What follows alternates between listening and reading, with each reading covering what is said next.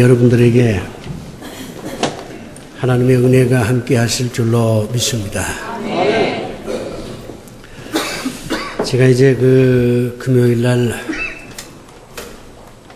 오후 3시에 포항에 문상을 하기 위해서 출발했어요.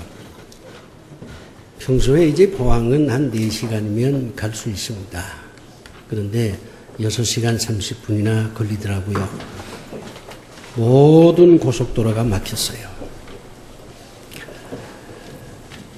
내가 그 고속도로를 주차장처럼 메운 그 수많은 차들을 보면서 이번 주일날 우리 하나님이 외롭겠구나 하는 생각이 들어졌어요. 우리 하나님께서 좀 섭섭하겠구나 그런 생각을 했습니다. 요즘 우리 하나님은 외롭습니다. 어린아이처럼 가끔 섭섭해 하십니다. 그렇게 하나님께서 많은 축복을 주의 백성들한테 주셨는데 주의 백성들이 이런저런 일로 하나님께 예배하는 일을 게을리하고 하나님께 감사하는 생활을 하지 않으니까 우리 하나님께서 섭섭해하고 계십니다. 섭섭해하는 정도로 끝나면 다행인데 이제 섭섭해하시는 하나님이 분노하는 하나님으로 바뀌면 하나님의 많은 자녀들이 하나님의 심판을 받게 될 것입니다. 우리가 이럴 때일수록 하나님을 외롭게 해서는 안 됩니다. 하나님의 은혜를 잊어서는 안 됩니다.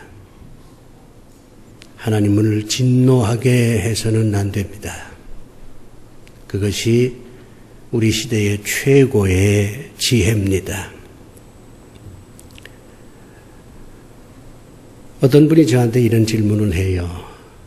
어떤 일을 성취하는데 아주 핵심적인 요소가 무엇입니까? 이렇게 물으면 제가 성취의 3요소라 그렇게 이제 이름을 붙이고 3가지를 얘기합니다.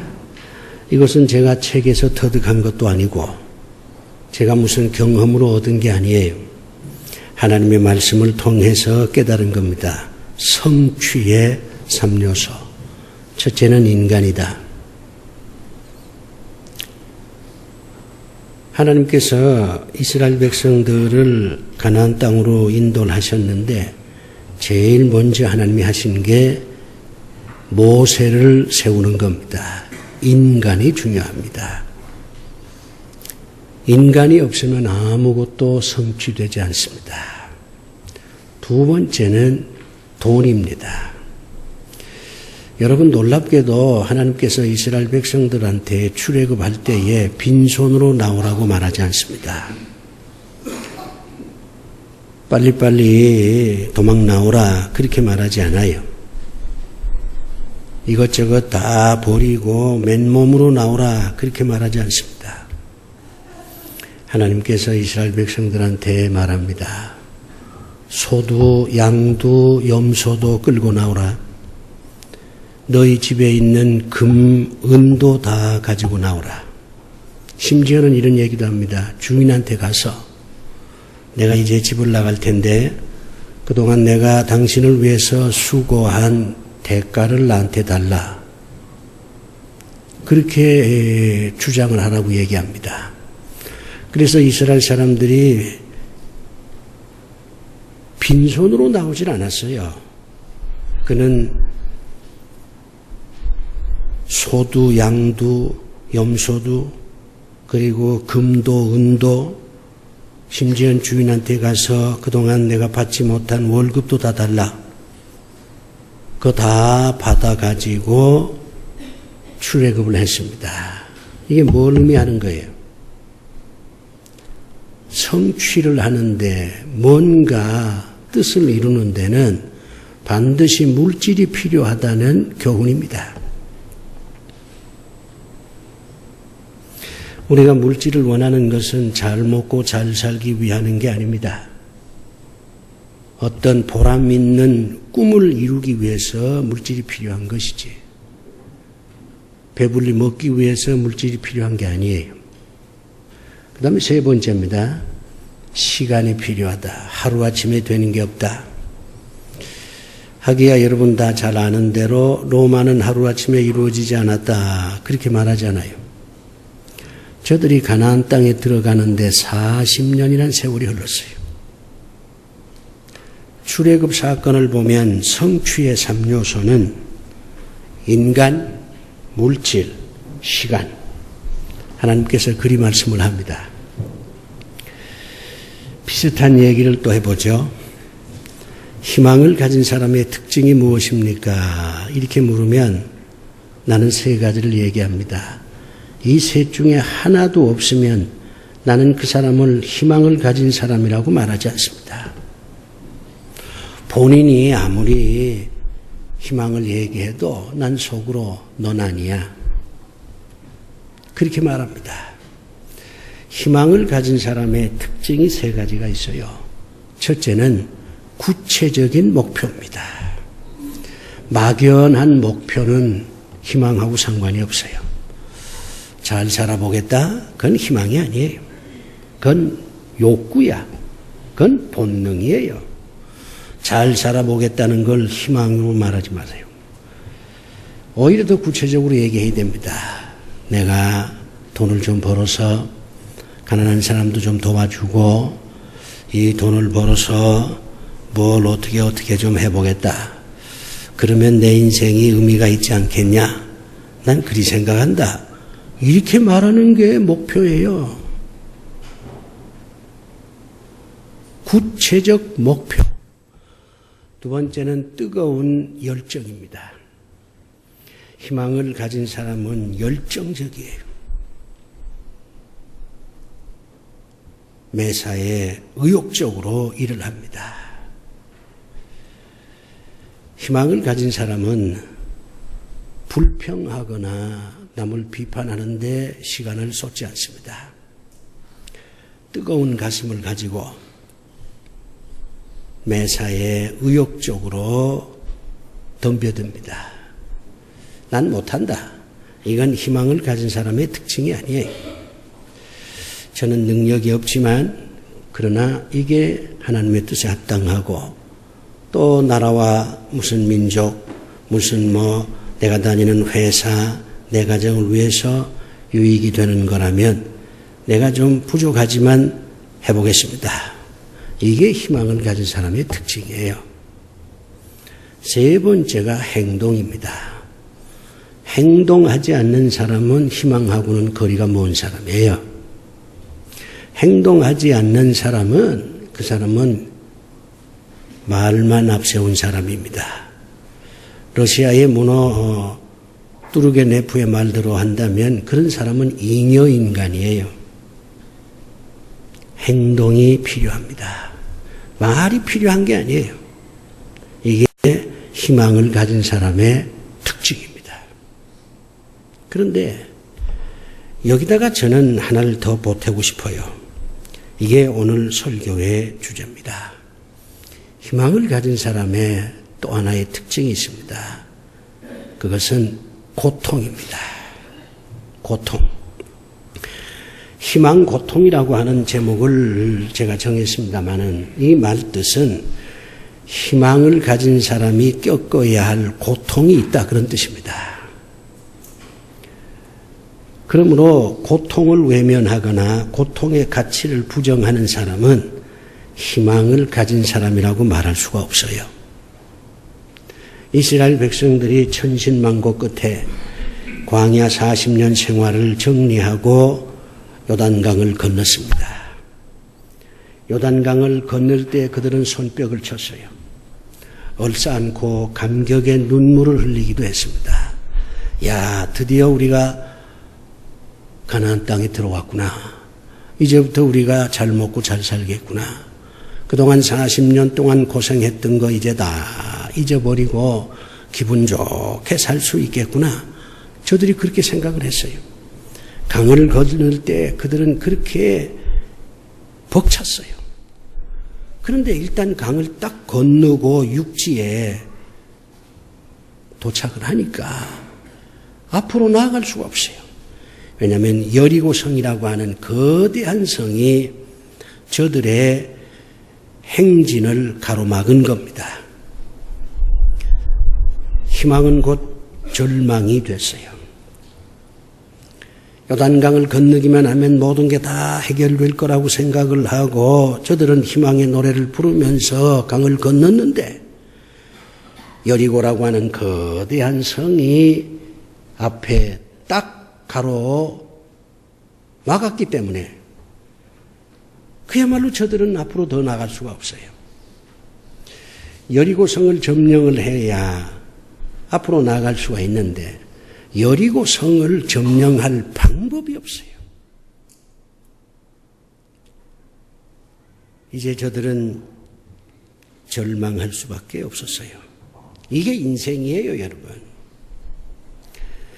오늘 여러분이 부르는 희망의 노래는 내일이면 절망의 노래가 될 수가 있습니다.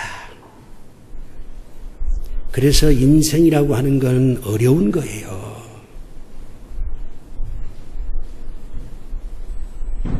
그리고 우리가 또 하나 이 하나님의 말씀을 통해서 배워야 될 것은 하나님은 이렇게 말씀합니다. 희망은 저절로 되는 게 아니야. 그 희망을 이루기 위해서는 반드시 고통을 지불해야 된다. 여리고성을 점령하는 것은 고통스러운 일이었어요. 우리는 성경을 읽으면서 참 오해를 많이 합니다. 성경을 읽다 보면 하나님이 다 해주시는 것 같아. 그러니까 하나님이 다 해주시니 정말 인생이란 쉬운 거구나. 이렇게 생각하지만 그렇지 않아요. 미신과 신앙의 차이가 어디에 있습니까? 미신은요, 자기는 아무것도 안 하고 모든 걸 다 귀신이 해주기를 바라는 거예요. 그게 미신의 특징입니다. 난 아무것도 안 해. 그저 귀신이 다 해주길 바래. 그래서 비나이다 비나이다 그렇게 천의를 비는 거예요. 난 아무것도 안 해. 귀신이 다 해주길 바래. 근데 신앙은 그렇지 않습니다. 신앙은 하나님이 다 해주기를 바라는 게 아니라 하나님의 말씀대로 내가 해야 된다. 이게 신앙이에요. 그렇기 때문에 신앙은 신비와 더불어 합리적인 것이 조화를 이루는 겁니다. 순종이라고 하는 게 무슨 말이에요? 하나님께서 말씀하시고 너희는 그대로 행하라. 그런 뜻이잖아요. 하나님이 행동하시는 게 아니에요. 하나님은 말씀하고 우리가 행동하는 겁니다. 그렇기 때문에 신앙을 가진 사람은 하나님께 모든 걸 맡기지 않습니다. 우리가 종종 하나님께 모든 걸 맡겼다 그렇게 얘기하는데 대단히 위험한 발상이고 그건 미신적인 발상이에요. 여러분 더 이상 하나님께 모든 걸 맡긴다는 말을 하지 마십시오. 여러분은 이렇게 말해야 됩니다. 하나님이 명하는 것을 이제부터 내가 순종하겠습니다. 이렇게 말해야 그게 신앙을 가진 사람이지. 난 아무것도 안 하고 하나님께 모든 걸 맡기겠다. 이건 아직도 미신 상태에서 벗어나지를 못한 겁니다. 하나님께서는 희망을 이루기 위해서는 반드시 고통이 따라온다. 고통이 없이는 희망은 이루어지지 않는다. 그렇게 말씀을 하는데 하나님께서 가르치는 이 희망 고통이 네 가지가 있어요.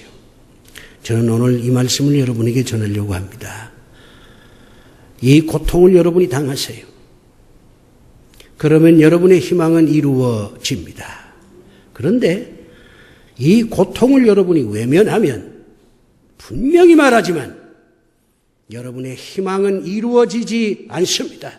결코 이루어지지 않습니다. 어떤 경우에도 이루어지지 않습니다.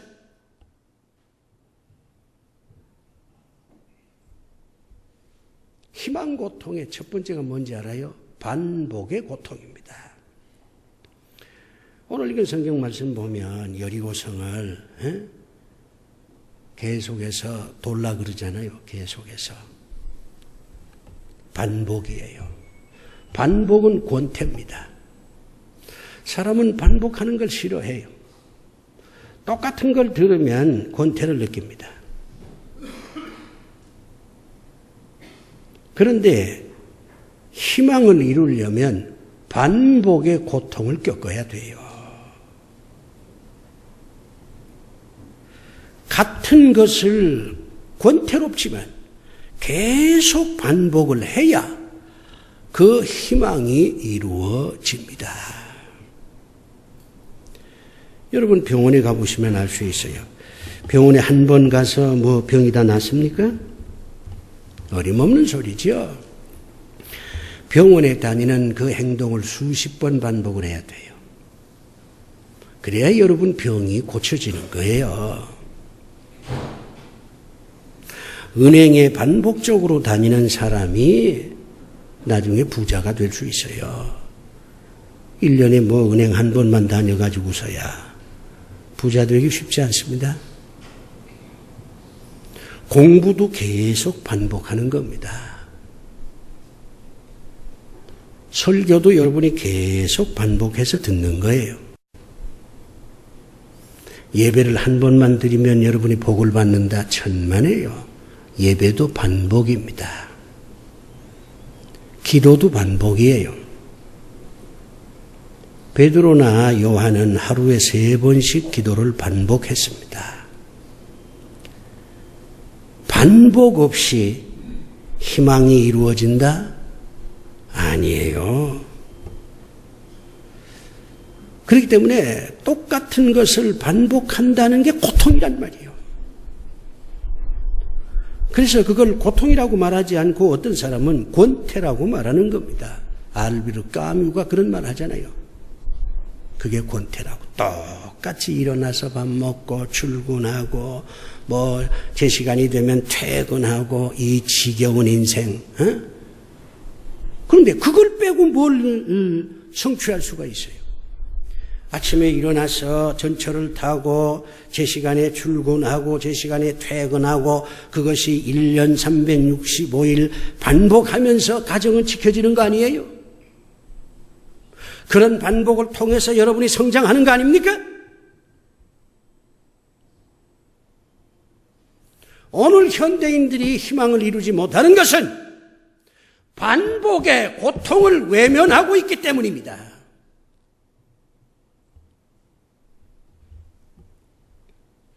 오늘 이거 성경 보면 그러잖아요. 여리고성을 돌란 말이요. 매일 한 번씩 돌되 엿새 동안 그리 돌라 그 말이요.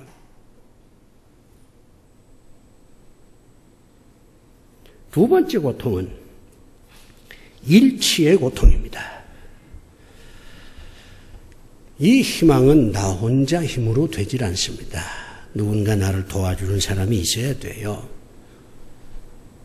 나를 도와주는 그분이 하나님일 수도 있고 아버지일 수도 있고 동생일 수도 있고 친구일 수도 있어요. 혼자는 안 돼요. 여러분 요번에 그 교육감 선거 보세요. 자식하고 아버지가 일치가 안 되니까 저 비참한 일이 벌어지는 거예요.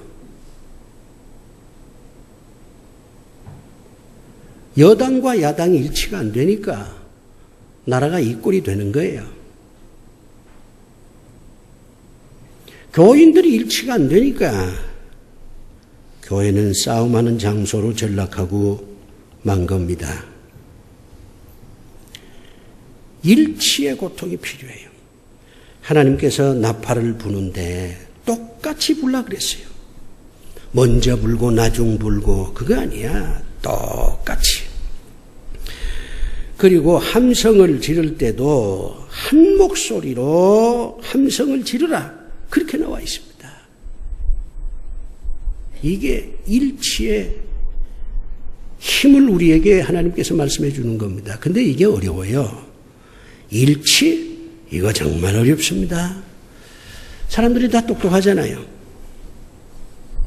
옛날에는 그래도 일치가 좀 가능했어요. 왜냐하면 옛날에는 많은 사람들이 다 배우진 못했거든요. 그러니까 뭐 똑똑한 사람이 이렇게 합시다 그러면 예 하고 따라갔어요. 지금은 다 똑똑해요. 게다가 또 자신의 경험에 대해서 상당히 과신을 합니다. 일치가 어렵습니다.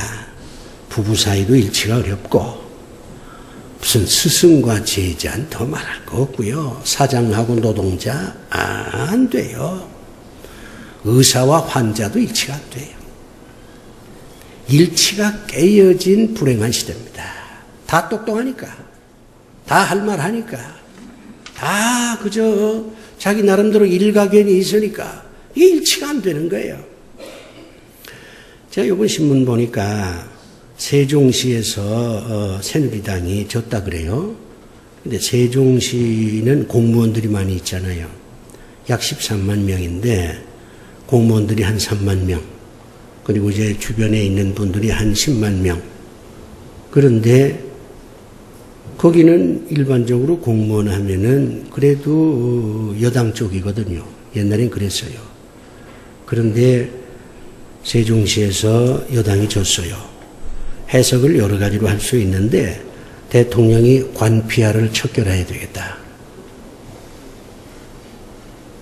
관료 조직을 손봐야 되겠다. 그런 얘기 아닙니까? 관리하다가 끝나면 유관기관에 취업하지 못하게 하겠다. 그런 얘기잖아요. 그러면 제일 손해보는 게 누구요? 관리들이요? 공무원들이야. 국가 개조에 나름대로 동의를 안 한다. 그런 얘기입니다. 그러니 이게 일치가 가능하겠습니까? 정말 일치가 어렵습니다. 일치가 안 되니까 희망은 깨지는 겁니다. 일치하려면 고통을 지불해야 돼요. 상대를 배려해야 됩니다. 상대와 조화를 이루어야 돼요. 내가 너무 빨리 나가도 안 되고 너무 늦게 나가도 안 되고 가진 자와 못 가진 자가 일치를 하려면 가진 자는 조금 더 못 가진 자에게 좀 논아주고 못 가진 자는 그걸 당연한 것처럼 여기면 안 됩니다. 그래도 부자들에게 좀 고마운 마음도 가져야 돼요. 그래야 부자와 가난한 자가 일치가 돼요. 그런데 그게 안 돼. 부자는 우리가 열심으로 일해서 번 돈인데 왜 이렇게 많이 가져가려고 하냐? 이렇게 하고 가난한 사람들은 고마운 줄 몰라. 받으면 더 내라. 이러니까 이게 일치가 안 되는 거예요. 그래서 대단히 어려운 사회가 되고 만 겁니다. 병을 치료해도 의사와 환자가 일치가 돼야 돼요. 환자가 의사를 불신하고 의사가 환자의 고통을 외면하고 그러면 어떻게 이게 일치가 되겠습니까? 일치가 안 되면 병은 병대로 못 고치고 의사는 의사대로 병도 못 치는 무능한 의사로 전락하고 마는 겁니다. 희망을 이루려면 일치의 고통을 지불해야 됩니다.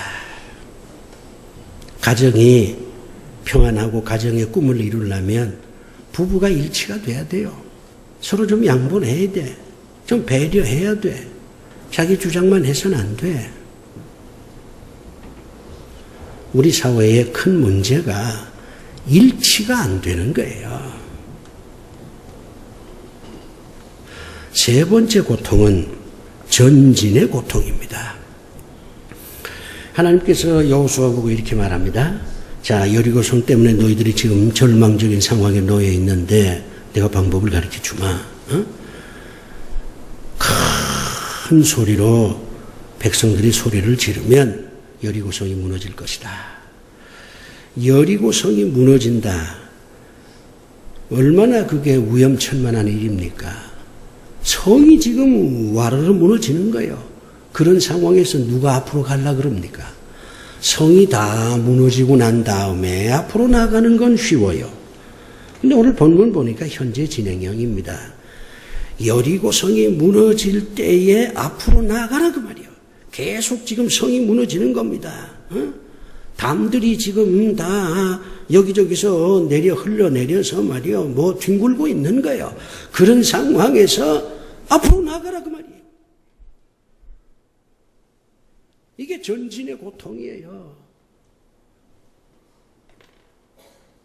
앞으로 나아가는데 그야말로 탄탄대로야. 장미꽃이 양쪽에 피어 있어. 새들이 노래하고 있어. 시원한 바람이 불고 있어. 그런 상황에서 앞으로 나아가는 건 누가 못합니까? 그런 상황에서 아무리 앞으로 나아가 봐야 그거는 희망을 이루질 못해요. 그건 전진의 고통이 아닙니다. 전진의 즐거움이지. 하나님은 즐거움을 원하지 않습니다. 지금 고통을 원하는 거예요. 앞으로 나아가라 그 말입니다. 위험이 있고 여러 가지 상황이 좋지 않지만은 그러나 멈추지 말고 뒤로 물러서지 말고 앞으로 나아가라 그렇게 말씀하는 겁니다. 이게 고통이에요. 사람들은 앞으로 나아가려면 이것저것을 따져. 이것저것을 살펴봐. 그리고 난 다음에 뭐 이 정도면 내가 앞으로 나아가도 되겠다. 이렇게 판단이 내리면 그때 나아가려고 그래요. 그러나 하나님께서는 성이 무너져 내리는 그 위기 속에서도 멈추지 말고 앞으로 나아가라. 그러면 여리고성이 무너지는 것을 확인하게 될 것이고 여리고성을 넘어서 가나안 땅으로 들어갈 수 있다. 하나님께서 그리 말씀하십니다. 걸어가세요. 멈추지 마세요. 뒤로 물러서지 마세요. 위험이 있어도 망설이지 마세요. 하나님께서 전진하라고 말씀합니다. 앞으로 나아가면 됩니다. 나아가면 장애물이 부서지고 깨어집니다.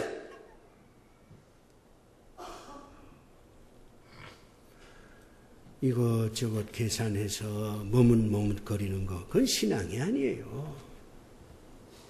그렇지 않습니까? 우리가 이제 신앙을 합리적으로 이해할 수도 있지만 너무 합리적인 데 빠지면 그건 신앙이 아닙니다. 겁이 좀 나죠. 그러나 하나님께서 나아가라. 그러면 나아가는 거예요.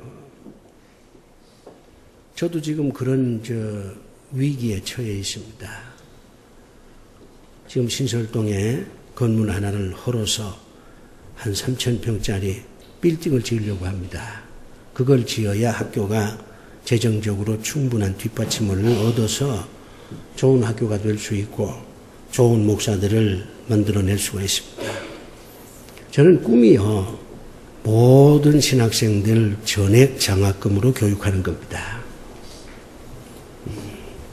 그러면 훌륭한 인재들이 오지 않겠어요? 그리고 모두 기숙사에서 모여서 사관학교처럼 훈련을 시키는 겁니다. 무너져가는 한국교회를 살리는 건 첫째가 목사입니다. 목사가 바로 돼야 돼요. 그러려면 돈이 필요해. 그러니까 건물을 지어야 돼요. 200억이나 소요가 됩니다. 이 뇌물은 불가능해요. 우리 동문들 돈 좀 내자 찬성하는 사람 없어요. 안 하면 어떻게 되느냐? 학교는 문 닫는 거예요. 훌륭한 목사님들 배출 못해요. 그러면 시간이 가면 한국교회는 망하는 거예요. 이건 하나님의 뜻이 아니다. 위험하지만 앞으로 나아가자. 그렇게 하는 겁니다. 전진의 고통을 지불하지 않고서는 희망은 이루어지지 않습니다. 또 하나 있어요. 원칙의 고통입니다. 하나님께서 여호수아 보고 언약궤를 메고 가라. 그렇게 얘기합니다. 언약궤가 뭡니까? 이게 법궤거든요. 이 언약궤 안에는 세 가지가 있습니다. 십계명이 있고, 그 다음에 아론의 지팡이가 있고, 광야에서 저들이 먹었던 만나가 있습니다. 하나님께서 이 세 가지를 이런 상자를 쌓아가지고 거기다 다 보관하라 그랬어요. 왜 하나님께서 그 상자를 만들어서 이 세 가지를 거기다가 보관하라고 하셨냐? 이게 삶의 원칙이라는 겁니다. 첫 번째 원칙은 하나님의 말씀입니다. 십계명이잖아요. 두 번째 원칙은 예배입니다. 예배 드리면 산다. 아론의 지팡이. 아론이가 대제사장이잖아요. 너희들이 예배를 안 드리면 절대로 희망은 이루어지지 않는다. 희망이 이루어져도 그 희망 때문에 더 큰 절망을 맛보게 될 것이다. 세 번째가 만납니다. 일용할 양식을 내가 주겠다. 굶어 죽을까 봐 걱정하지 마라. 그래서 주님이 그러잖아요. 공중에 나는 새를 보라고. 근데 너희들이 왜 그렇게 먹고 사는 문제에 대해서 그렇게 고민을 많이 하냐? 내가 다 책임지겠다. 그렇게 말씀하는 거잖아요. 원칙이 뭡니까? 하나님의 말씀. 원칙이 무엇입니까? 예배. 원칙이 무엇입니까? 하나님께서 생존을 책임진다는 것입니다. 이게 원칙이에요. 근데 이 원칙을 받아들이는데도 고통이야. 뭐? 하나님의 말씀대로 살아야 된다고 세상이 변했는데 성경을 읽어보니까 하나님의 말씀 가운데는 수상한 말씀도 많고 도무지 이거 뭐 내가 실천할 수 있는 말씀도 아니고 말씀대로 했다가는 내가 죽는 판인데 내가 어떻게 이 말씀대로 살아? 말씀에 대한 의심. 그럼 말씀을 의심하면 뭘 내세우느냐? 자기 배운 지식, 자기 경험. 이걸 내세운단 말이에요. 그러니 하나님의 말씀대로 산다는 이 원칙이 대단히 어렵습니다. 예배? 아니 바쁘면 그만두지.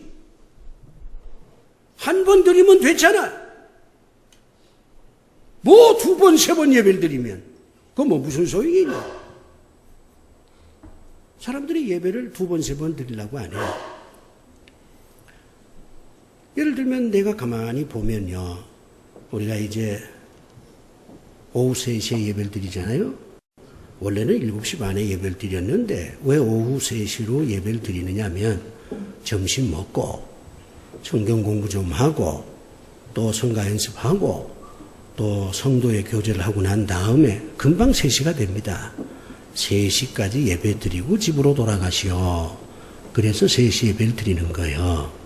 근데 내가 가만히 보니까 2시 50분쯤에 나가는 사람들이 있어요.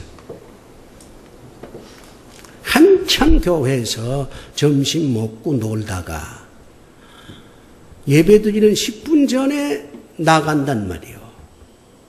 이건 뭐 하는 짓이요?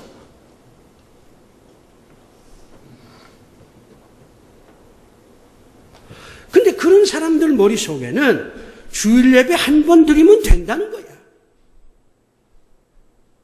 예배는 반복입니다. 여러분 평생에 한 번만 예배 드리랍니까?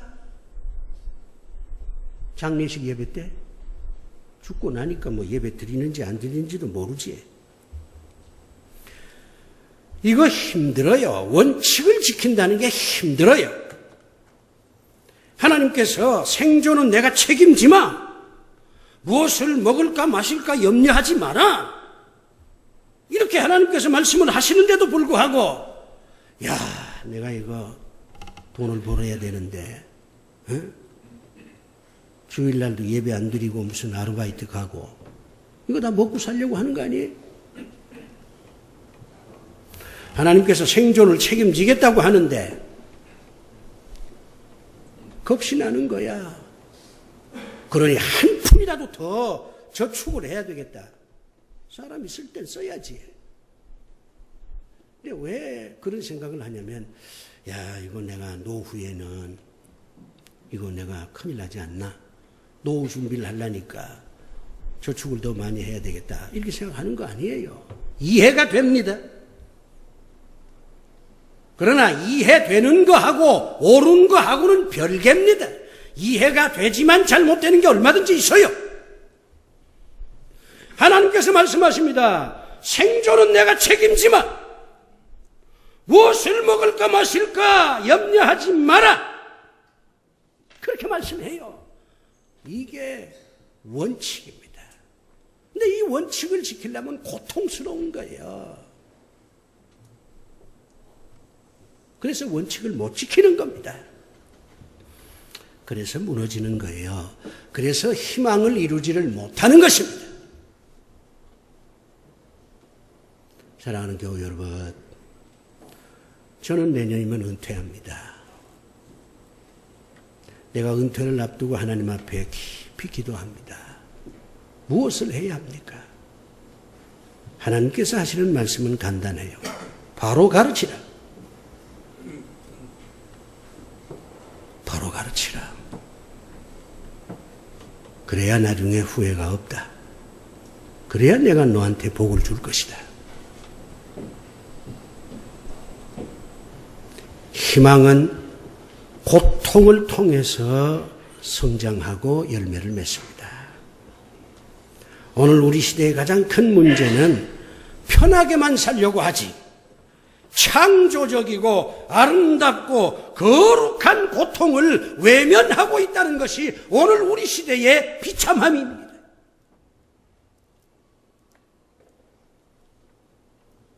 이제 여러분이 가지고 있는 그 꿈을 이루려면 이 네 가지 고통을 받아들여야 돼요. 반복의 고통, 일치의 고통, 전진의 고통, 원칙의 고통. 이대로만 하면 비록 잠시 고통을 당하지만 고통 끝난 이후에 여러분은 여러분이 원하는 것을 얻을 수가 있고 풍성한 삶을 살 수 있게 될 것입니다. 기도합시다. 아버지 하나님이여, 희망은 가졌지만 이 희망의 나무가 자라지를 않습니다. 이 희망의 나무는 고통이라고 하는 것을 먹어야만 자랄 수 있다고 하나님 말씀하시니, 편한 세상 편하게만 살려고 하지 말고 하나님께서 우리에게 주신 이 네 가지 고통을 우리가 담대히 맞이할 수 있게 하여 주시옵소서.